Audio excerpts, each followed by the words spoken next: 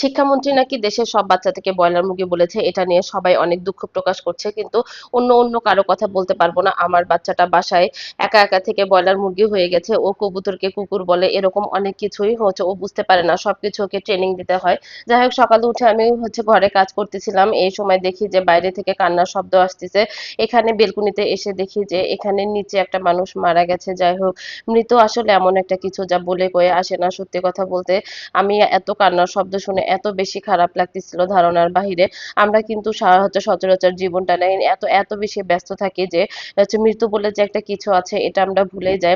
আল্লাহ ওনাকে ভালো রাখুক, হেফাজত করুক, ওনাকে বেহেশত নসিব করুক। আমি দুপুরে রান্নাটা শেষ করেছি, বাচ্চার জন্য আলু ভাজি করেছি। বিকালবেলা দুইটা বার্গার নিয়ে এসেছি, ওকে খাইয়ে দিয়েছি। এই যাই হোক সারাটা দিন আমাদের এইভাবে কেটে গেল। আর সত্যি কথা বলতে রাত হলে আমার বাসার পরিবেশটা একদমই অন্যরকম হয়ে যায়। এই শহরের মানুষগুলো ঘুমায় না। আর এই একটা কারণে এই শহরে থাকতে আমার অনেক বেশি ভালো লাগে।